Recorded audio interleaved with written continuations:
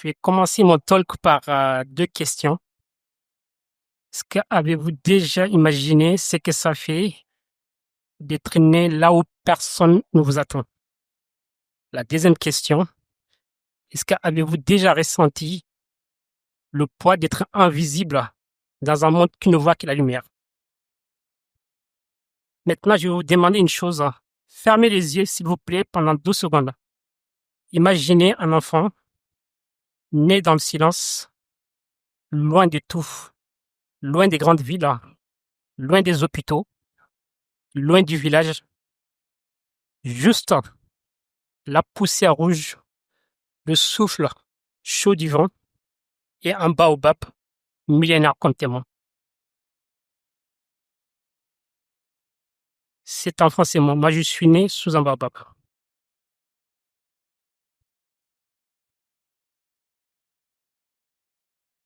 Alors, je suis né dans un petit village de Guidimara, un club dans le Guidimara qui s'appelle Baïgam. Je suis sûr, 90% d'entre vous ne connaissent pas ce village. Petit, tout me manquait, sauf l'essentiel. L'amour d'une mère, puis à son âme, la dignité d'un père, et les rêves têtus de l'enfant que j'étais qui regardait les étoiles.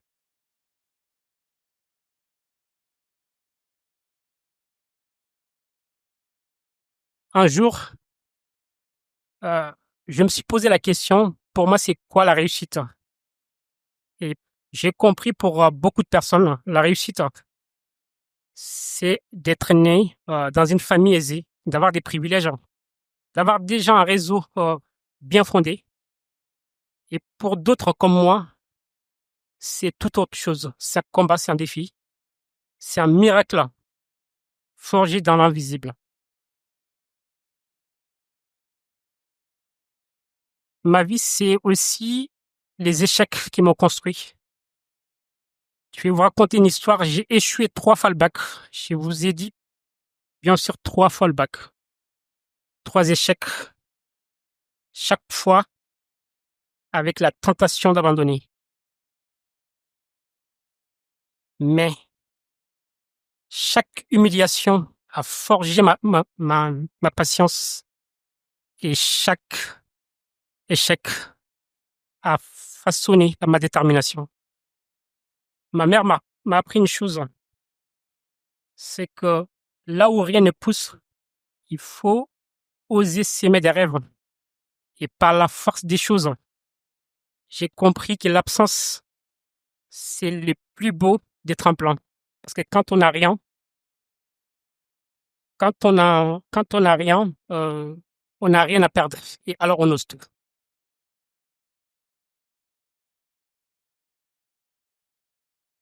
Ma vie, c'est aussi rythmé par des voyages, par des départs, pas par choix, par manque d'opportunités. Un jour, j'ai quitté mon Baïgam natal pour aller à Sidi Babi pour des études secondaires, primaires plutôt. Après Nouakchott pour des études secondaires et le lycée. Ensuite, la France pour mes études universitaires.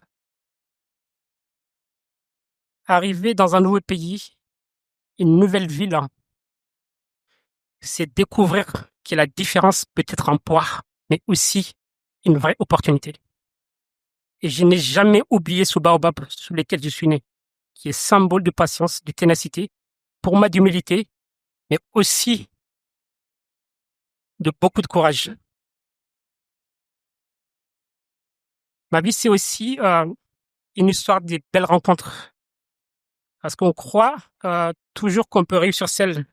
Mais moi, je suis convaincu d'une chose. Chaque victoire, chaque sommet, je le dois à ceux qui ont cru en moi. Un ami, un mentor, un professeur, un collègue. Parce que je suis convaincu d'une chose. Les plus belles ascensions sont faites des mains tendues. Pour moi, le vrai luxe, c'est d'avoir un entourage qui vous élève quand vous doutez.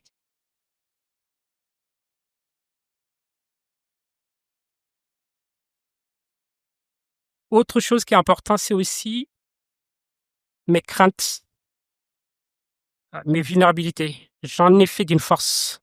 Ma vie, c'est aussi beaucoup de vulnérabilité, beaucoup d'échecs, comme j'ai dit tantôt. C'est vrai que j'ai eu peur, c'est vrai que j'ai douté.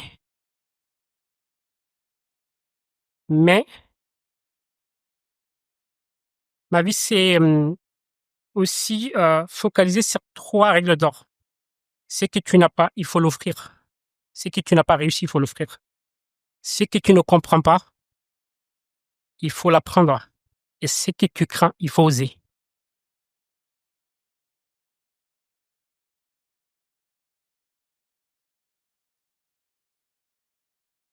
Et encore une fois, je vais parler de ce baobab. Oser être le baobab pour ceux qui ont besoin de l'ombre. Oser être de l'étoile pour ceux qui n'ont pas de la lumière. Aujourd'hui, je m'adresse à tous ces jeunes, à tous ceux qui doutent, à tous ceux qui sont nés dans des villes oubliées, qui sont nés dans des villages reculés. Vos origines ne sont pas les limites. Vos échecs ne sont pas une honte et vos rêves ne sont pas assez grands.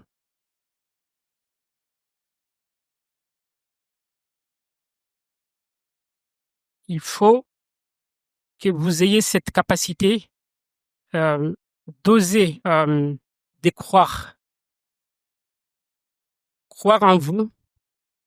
Ayez le courage de se dire aussi, de demander de l'aide aux autres. La capacité de briller. N'ayez pas peur de briller. Là où tout semble impossible, une étoile s'est levée et pourquoi pas vous.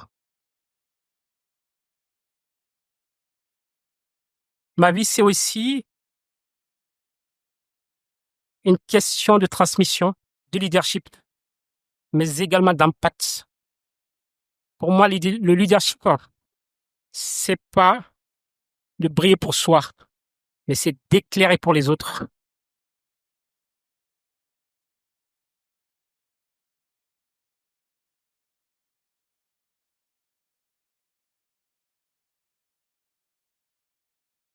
Alors, on va se poser la question, on va revenir à la réussite. La vraie réussite, pour moi, c'est pas le sommet. La réussite, c'est avant tout de laisser ce qu'on va laisser derrière soi pour que les autres puissent aussi, pour que vous puissiez ouvrir la voie aux autres. Autrement, c'est ça qu'on appelle l'impact.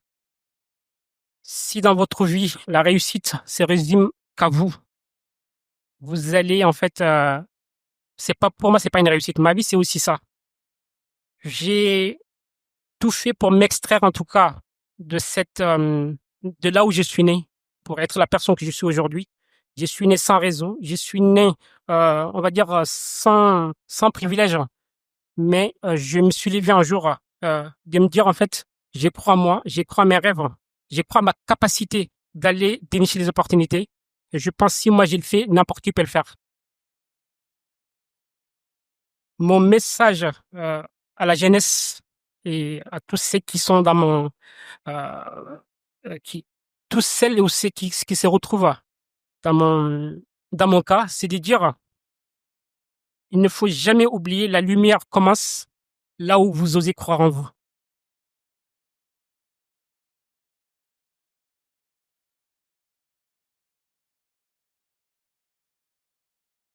Je vais vous raconter une anecdote qui a marqué ma vie professionnelle.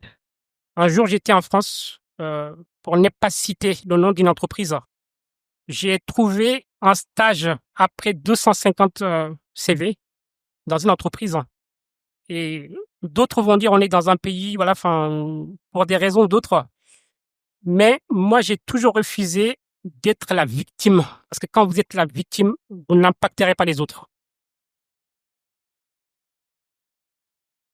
Chaque refus a été pour moi une façon de bâtir une colonne vertébrale.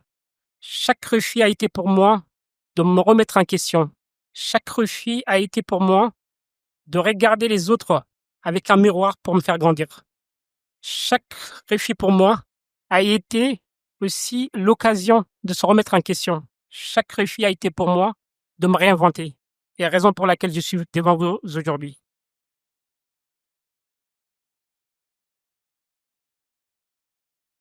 La réussite, c'est aussi une question d'humilité. Parce que dans la vie, on va parler du leadership, on va parler de tous les concepts que vous entendez aujourd'hui. Mais pour moi, tout commence par l'humilité. Si vous n'avez pas cette capacité de prendre du recul sur vous, si vous n'avez pas la capacité de donner la chance aux autres, si vous n'avez pas cette capacité d'écouter les autres, vous aurez en fait droit au mur. Et moi, ce qui me caractérise avant tout, c'est la capacité de se concentrer sur soi. Ça commence par d'abord l'écoute de soi, de son environnement et de ses interlocuteurs avant d'avoir une vision.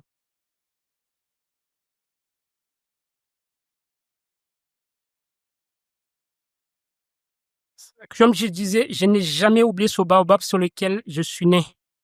Parce que pour moi, c'est là où tout a commencé. Et quand j'étais petit, c'était une honte parmi en fait mes amis. On se moquait de moi. Je suis né sous un baobab. Aujourd'hui, dans mon village, dans ma communauté, on m'appelle le grand baobab.